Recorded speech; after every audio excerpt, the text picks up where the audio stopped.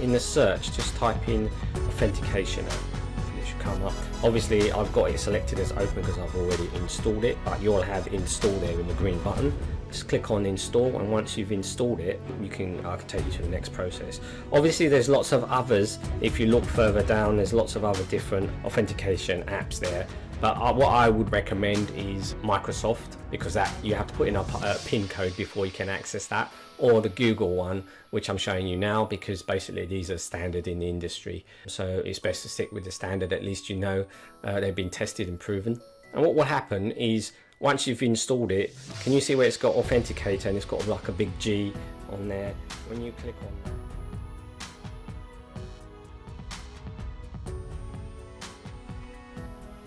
hi there, how you doing? Hope you're doing well today. So today what I really want to share with you is how to protect yourselves using 2FA, and 2FA stands for two-factor authentication, and it's just another layer of protection that you put on over your applications to stop anybody from sort of taking over or hacking into your account and then having a field day really at the end of the day if you can't access your account and they've changed your password. Basically what this does is it sends you a code, or you use a code from the app that's on your mobile phone, and you'll be able to put that into the application as well. Or sometimes you just press a button and it will just know that it's you that's clicking that button, because it's attached to your mobile phone, and that's it. Just in case you don't know who I am, my name is Hitesh Daudia. I help family caregivers create a more balanced lifestyle by achieving more in doing less. You should see this on your phone. You go to the App Store or Play Store, wherever you're using a Mac or an Android. You can click on that, and in the search, just type in authentication app. Hopefully it should come up. Obviously I've got it selected as open because I've already installed it, but you'll have install there in the green button. Just click on install, and once you've installed it, I can take you to the next process.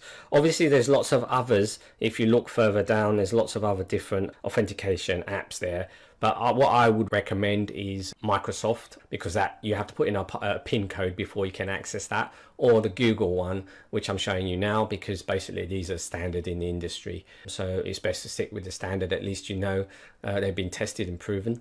And what will happen is, once you've installed it, can you see where it's got authenticator and it's got like a big G on there? When you click on that, it will give you a code. That code will be like a 6-digit code that you can put into your application.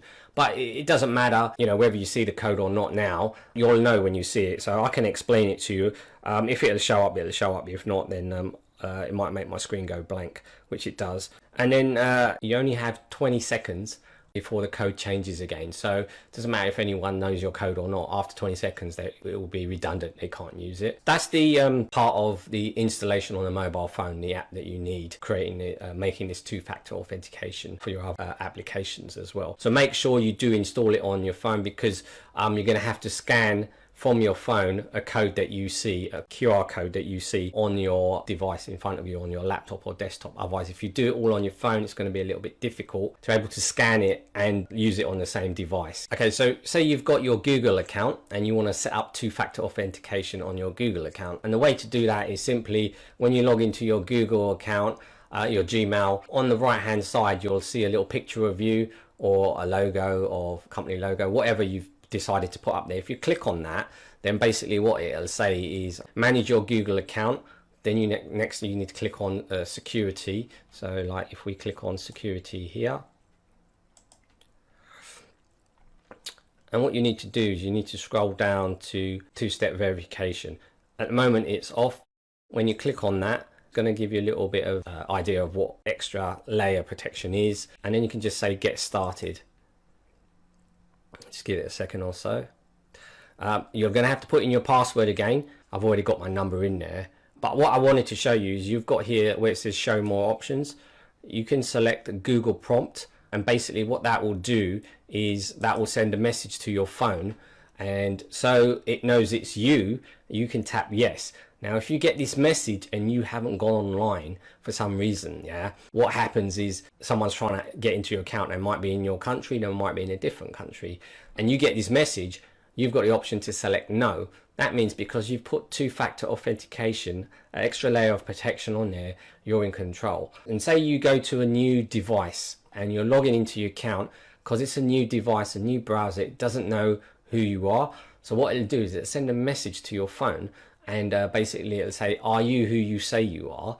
And if you open your phone and you see that message, and you can say, yeah, I'm the one who wants to log into my account, and you hit yes, it will go straight in there. Yeah, and so basically that's it on the Google side of setting up two-factor authentication. It's quite straightforward, but like I say, it's not just these apps that I'm going through now, it's any apps that you're using. If you always go into the security and privacy settings of those apps, it will say something like 2FA or two-factor authentication or something along those lines, and you just need to click in there. And if you've already got this app installed on your mobile phone, it will come up with a square block, a QR code, and then you just scan it with your phone. And just in case you don't know what a QR code is, well, basically a QR code is what was invented as a matrix barcode for the auto industry in Japan. And you know, basically this holds lots of information, and whatever that's attached to, that QR code, it will direct people to certain areas. So for instance, lots of people use a QR code to direct other people to a website, so they can just scan it with their phone and it will take them straight there. It'll just open up automatically. They don't have to type in, you know, www and then the URL of the website name. So that's what basically the QR code is there for. Now I'm going to go into my LinkedIn account, and you can do the same thing in your LinkedIn account. And what you need to do is there again, you need to go into your profile picture in the top right hand corner. You need to go down to settings and privacy, and then you need to go down to sign in and security, and scroll down a little bit more, and you've got two-step verification. I know it's a lot of steps to go through. Once you've done it once, you don't have to do it again. So you got this two-step verification there. You'll put in your mobile number. You can turn it off or on. Once you've turned it on, it will show you that it's on, and then if you turn it off, it will show you it's off, so you know whether it's working or not. At the moment, my one's on, so that's why it's showing me it's off on there. But if I want to turn it off, sorry. Basically, that's the part set up for LinkedIn. It's very straightforward, and a lot of people make it sound like it's a lot harder than it is. If you do have any questions afterwards, feel free to put them under this video, and I'll happily answer them if you do try to do this process and you're not sort of quite getting there. The last one I want to talk about is Facebook.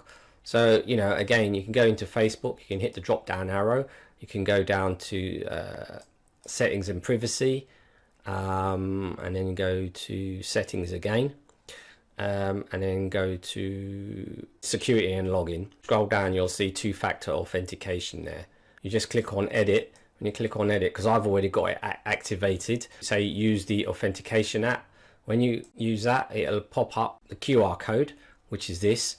If you haven't never seen a QR code before, it is that black and white square box. Now what you need to do is you need to get your mobile phone. All you do is, on the Google one, there's a little plus sign at the bottom. Just click on that, and then it'll ask you scan QR code. If you tap that, then it'll just come up with a square red box, and you just hover it over what you're seeing there.